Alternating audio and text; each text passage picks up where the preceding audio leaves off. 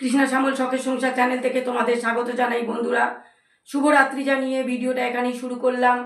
Dinner টেবিলে বসে গেছি। আর দেখো বন্ধুরা, ডিনারে ওনাকে দিয়েছি গরম গরম ভাত, আলু সেদ্ধ নুন তেল দিয়ে মেখে দিয়েছি, একটা ডিম সেদ্ধ দিয়ে দিয়েছি, আর শোল মাছ ভাজা এক পিস দিয়ে দিয়েছি বন্ধুরা। তো আমার পেট ভালো না, তাই আমি দেখো বন্ধুরা বাতাসা নিয়ে নিয়েছি জলের মধ্যে, আর এখানে মুড়ির প্যাকেট নিয়ে নিয়েছি। যতটুকু ইচ্ছা হবে ততটুকুই মুড়ি আমি এর মধ্যে নিয়ে আজকে বাতাসা মুড়ির জল খেয়ে ঘুমাবো। আমি রাতে যদি কোনো সমস্যা হয় পেটে, তখন আমি ভারী কিছু খেতে পারি না বন্ধুরা। তাই আমরা মুড়ি বাতাসার জলটাই বেশি খাই, তাহলে শরীরটা কী হয়, হজমটা তাড়াতাড়ি হয়ে যায়, আর পেটটা ভালো থাকে, ঠান্ডা থাকে পেটটা।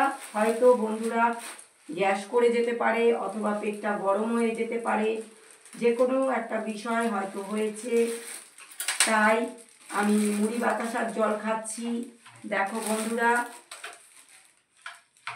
এইটাকে ভালো করে জলের মধ্যে বেশ নরম করে নেব, নিয়ে এইটা খাবো, পেটটাও ভালো থাকবে।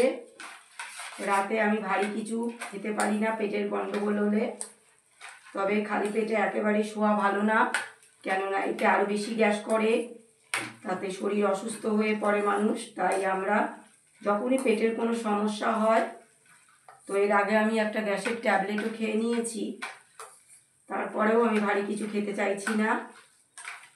কেন রাত্রিবেলা যখন ওনার ঘুম পায়, ঘুমিয়ে পড়ে, তখন আর ওনার বোঝে না উনি আমার শরীর কেমন থাকলো না থাকলো, উনি একদম পুরো ঘুমিয়ে পড়ে।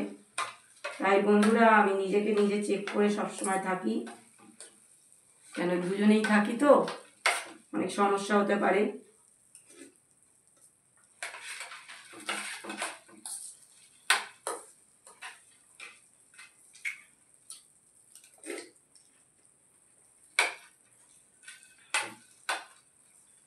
একটু বলো মাছ ভাজাটা কেমন লাগছে, টেস্টি আছে? মাছটা মিষ্টি আছে। আর নেবে? না নেবো না, মাছটা ভালো টেস্ট আছে।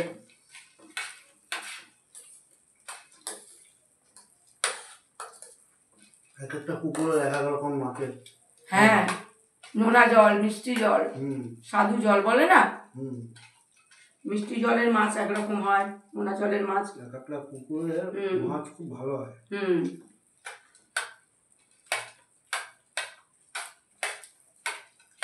আমি বন্ধুরা রাতে মাছ খাই না, কিন্তু মাছটা দেখে খুব ভালো লাগলো, তাই আমি ভাজা দিলাম বন্ধুরা।